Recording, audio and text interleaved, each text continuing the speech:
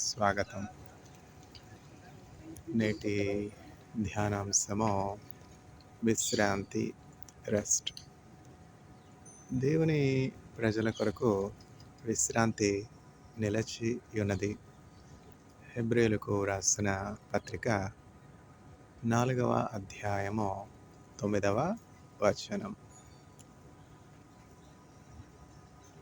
Therefore, there is a rest remaining for the people of God.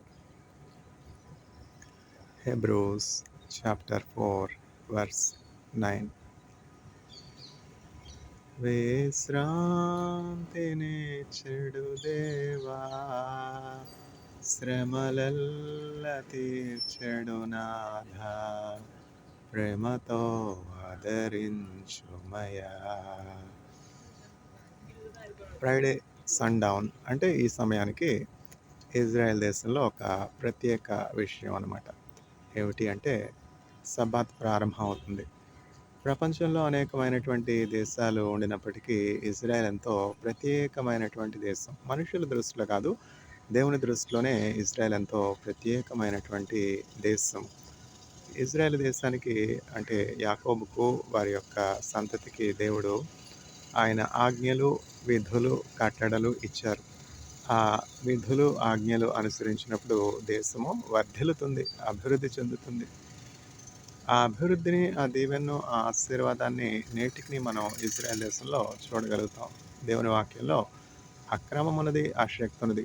యూదులు అంత జ్ఞానం కలిగి ఉండడానికి కారణం దేవుని వాక్యమే కదా.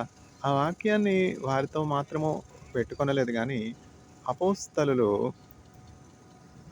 అంటే యూదులేగా, అపోస్తలులు ఆ వాక్యాన్ని ప్రపంచవ్యాప్తంగా అందించారు. ఇప్పుడు నేడు బైబిల్ మనకు అందింది అంటే, బైబిల్ ఇంత విరివిగా మనకు అందుబాటులో ఉంది అంటే, బైబిల్ వాక్యాన్ని మనం చదవగలుగుతున్నాం, ధ్యానించగలుగుతున్నాం, దాని ద్వారా శక్తి పొందగలుగుతున్నాం అంటే అది మరి యూదుల చేసినటువంటి ఆ మిషనరీ వర్కే కదా. యూదులు యేసుక్రీస్తు ప్రభుని అంగీకరించినటువంటి వారు అంటే అపోస్తలులు, యేసుక్రీస్తు ప్రభు యొక్క శిష్యులు ఆయన యొక్క వాక్యాన్ని భూదిగంతముల వరకు అందించారు. ఇప్పుడంటే మనకి ఫ్లైట్లు, ఇంకా ఎంతో జెట్ ప్లేన్స్, హెలికాప్టర్స్ అంటే ఎయిర్లో ట్రావెల్ చేయడం, దేశాల మధ్య డిస్టెన్స్ తగ్గిపోయింది కదా. అందువల్ల కమ్యూనికేషన్ గ్యాప్ లేదు. ఎంతో సౌకర్యంగా ఒక చోట నుంచి ఇంకో చోటుకి వెళ్ళి వాక్యాన్ని ప్రకటించగలుగుతాం. అసలు ప్రయాణమే చేయనవసరం లేదనుకోండి. ఇప్పుడు అంతా బ్రాడ్కాస్టింగ్ కదా, ఆన్లైన్ బ్రాడ్కాస్టింగ్, టెలికాస్టింగ్, సెటిలైట్స్ వచ్చేసాయి కదా. ఇవన్నీ కూడా జరుగుతాయి అని చెప్పి దానియేలు ద్వారా యేసుక్రీస్తు ప్రభువు ముందుగానే ప్రకటించారు. దానియేలు గ్రంథంలో మనం చూసినట్లయితే అంత్య దినాల్లో ఏం జరుగుతుందంటే నాలెడ్జ్ ఎక్స్‌ప్లోషన్, జ్ఞానం అపరిమితంగా పెరుగుతుంది. ఎందుకని? ప్రజలు ఈ కొన నుంచి ఆ కొన వరకు, భూగోళంలో ఈ చివరి నుంచి ఆ చివరి వరకు ఎంతో ఈజీగా ట్రావెల్ చేయగలుగుతారు. అందువల్ల అమెరికా దేశంలో జరుగుతున్నటువంటి విషయాలు జపాన్ దేశస్తులకు తెలుస్తాయి. జపాన్ దేశస్తులకు చేస్తున్నటువంటి పరిశోధనలు అమెరికా దేశస్తులకు తెలుస్తాయి. అందువల్ల ట్రావెల్ కమ్యూనికేషన్స్ పెరగడం వల్ల నాలెడ్జ్ ఎక్స్‌ప్లోషన్ ఉంటుంది. ఎంతగా టెక్నాలజీ పెరిగిపోయింది చూడండి. మన ఇంట్లో కూర్చొని ఇజ్రాయెల్‌లో ఏం జరుగుతుందో తెలుసుకొనవచ్చు. ఎక్కడెక్కడ పరిస్థితులు ఎట్లా ఉన్నాయో తెలుసుకోవచ్చు. ఎంత అభివృద్ధి! అంతవరకు ఎందుకు, సామాన్యమైన భాషలో మాట్లాడుకోవాలంటే జీపే అంటే అయ్యప్పన్ దాస్ అని ఒక ఫ్రెండ్ ఉండేవారు. ఫ్రెండ్ ఫోన్ చేసి, సార్ ఇట్లా మా పిల్లలు సినిమా హాల్‌లో ఉన్నారు. వాళ్ళ ఫ్రెండ్స్‌తో సినిమా చూడడానికి వెళ్ళారు. జీపే చేయండి, వాళ్ళకి డబ్బులు కావాలని అడుగుతున్నారు అంటే, జీపే అంటే ఏంటి దాస్ అని అడిగితే జీపే అంటే గూగుల్ పే సార్ అంటే, నా దగ్గర జీపే లేదే, నేను ఫోన్‌పే వాడతానంటే, జీపే మీరు డౌన్లోడ్ చేసుకోవచ్చు, మొబైల్‌లో యాప్స్ ఉంటాయి కదా, మొబైల్ యాప్స్‌లో మీరు జీపే డౌన్లోడ్ చేసుకుంటే ఫోన్‌పే ఎట్లా యూజ్ చేస్తున్నారు అట్లా జీపే ఉపయోగించి మీరు ఇంకొక జీపే నెంబర్ అంటే మా పిల్లల యొక్క ఫ్రెండ్ జీపే నెంబర్ చెప్తాను, దానికి మీరు మనీ ట్రాన్స్ఫర్ చేయండి అని చెప్పి అయ్యప్పన్ దాసు చెప్పారనమాట. అప్పటి వరకు నాకు జీపే అంటే ఏంటో తెలీదు. చూసారా ఎంత సౌకర్యం పెరిగిపోయింది ఇప్పుడు. పూర్వం అయితే మనీ ట్రాన్స్ఫర్ చేయాలంటే పర్సనల్ కాంటాక్ట్ ఉండాలి, అంతే కదా. మనం బ్యాంక్‌కి వెళ్ళి, బ్యాంక్‌లో టోకెన్ తీసుకుని, మన పాస్‌బుక్ చూపించి, ఆ పాస్‌బుక్ చూపించాక ఆ బ్లాంక్ క్లర్కు ఒక పెద్ద లెడ్జర్ ఓపెన్ చేస్తారు.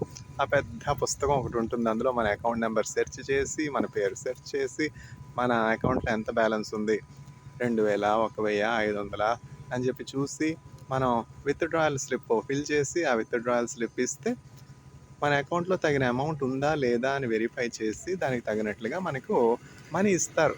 ఇప్పుడు ఎంత సౌకర్యం పెరిగిపోయింది. ఏటీఎం కార్డ్ కూడా వాడనవసరం లేదుగా. ఏటీఎం అంటే ఏంటని అడిగారు. అట్లా టెక్నాలజీ పెరిగిపోయింది. అంటే మామూలు భాషలో, సామాన్యుల భాషలో చెప్పాలి అంటే, ఇప్పుడు సౌకర్యం అంతగా పెరిగిపోయింది. కానీ లేనిది ఏంటి అంటే, అన్నీ ఉన్న ఐదోతనం లేదని. సమస్య ఎక్కడొచ్చింది అంటే, మానవులకి లేనిది ఏంటంటే విశ్రాంతి లేదు. విశ్రాంతి లేని జీవితాలు. పరిగెట్టి పాలు తాగే కంటే, నిలుచుని నీళ్లు తాగడం మేలుగా. ఎప్పుడు విశ్రాంతి దొరుకుతుందంటే, యేసుక్రీస్తు ప్రభువుని నమ్ముకున్నప్పుడు, ఆయనలో ఉన్నటువంటి సమాధానం, ఆయనలో ఉన్నటువంటి విశ్రాంతి ప్రతి ఒక్కరికిని కూడా కలుగుతుందనమాట. ఈ సాయంకాల సమయానికంటే ఫ్రైడే సన్‌డౌన్‌కి షబ్బాత్ ప్రారంభమవుతుంది ఇజ్రాయెల్ అంటే సగూర్, సగూర్, సగూర్ అంటే close, close, close everything close అనమాట. ట్రాన్స్‌పోర్టేషన్ ఏముండదు. అంతా రోడ్లు నిర్మానుష్యంగా ఉంటాయి. ఎంత బిజీ సెంటర్ అయినా గూడా. అది తెల్ అవీవ్ కావచ్చు, తర్వాత జాఫా కావచ్చు, కర్మెల్, షుకా కర్మెల్ కావచ్చు. ఆ! ఎంత బిజీ ప్లేస్ అయినా గూడా సగూర్, సగూర్, సగూర్ all shops should be closed by sundown Friday. ఏమిటి కట్టడ దేవుని ఆజ్ఞ చూసారా? అంటే ఏంటి ప్రజలకు విశ్రాంతి అవసరం. 6 దినాలు కష్టపడతా అన్నారు గదా! ఏడో దినం విశ్రాంతి పొందాలి గదా! తల్లిదండ్రులకే గాని పిల్లల పట్ల ఎవరికి బాధ్యత ఉంటుంది, ఎవరికి భారం ఉంటుంది. దానికి పిల్లల నొప్పులు ఎట్లా తెలుస్తాయి? అట్లా మనల్ని కననటువంటి వారికి మన మీద ఏం జాలి ఉంటుంది? మన కన్నదెవరు? యేసుక్రీస్తు ప్రభు. తల్లి గర్భంలో మనం పడకముందే మనల్ని ఎరిగిందెవరు? యేసుక్రీస్తు ప్రభు. ఆయనే దేవుడు. ఆయనే మన యోగక్షేమాలు తెలుసుకునేవాడు అన్నటువంటి జ్ఞానం మనుషులు కలిగి ఎప్పుడైతే యేసుక్రీస్తు ప్రభు దగ్గరికొస్తారో అప్పుడు వాళ్ళేం పొందుకుంటారు?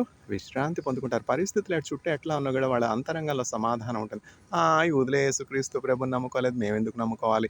ప్రతిదానికి ఒక కాలం ఉంటుంది. అన్యజనుల రక్షణ పరిపూర్ణమగు వరకు యూదులకు కొంతకాలం గురుడితనము అనుగ్రహించబడింది. కఠిన హృదయము అనుగ్రహించబడింది. అందరూ కూడా రక్షించబడ్డాక అప్పుడు యూదులు యేసుక్రీస్తు ప్రభువుని అంగీకరిస్తారు.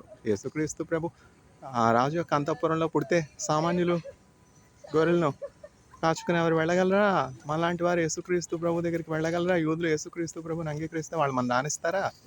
అంటే ఇప్పుడు బ్రాహ్మణులు అట్లా యూదులనమాట. ఆచారం, నిష్ఠ, అంటు, మడి, తడి అన్నీ. శుద్ధి లేకుండా, మడి, తడి లేకుండా మననెవరన్నా ముట్టుకొనిస్తారా బ్రాహ్మలు? అట్లనే యూదులు. చాలా నిష్ఠగా ఉంటారనమాట. చాలా శుద్ధిగా ఉంటారు. చాలా క్లీన్‌గా ఉంటారు. ఇవన్నీ కూడా ఎందుకని ఆచారాలు, పద్ధతులంటే మనని బాగు చేయడం కొరకే, క్రమపరచడం కొరకే. ఆ యూదులు యేసుక్రీస్తు ప్రభు నమ్ముకునుంటే, అంగీకరించుంటే మనం వాళ్ళ దగ్గరికి వెళ్ళగలమా? ఛీ! ఛీ! ఛీ! ఛీ! అని మనల్ని తోలివేయరు. అన్యులందరూ జెంటైల్స్. అంటే ఒక దేవుడు లేనటువంటి వారు, అనాథలుగా ఉన్నటువంటి వారు ముందు యేసుక్రీస్తు ప్రభువుని నమ్ముకొనుట కొరకు యూదులకు గురుడితనము, కఠిన హృదయం అనుగ్రహించబడింది. May the Lord grant His peace to all the audience, especially to the 1.4 billion people in India. Amen.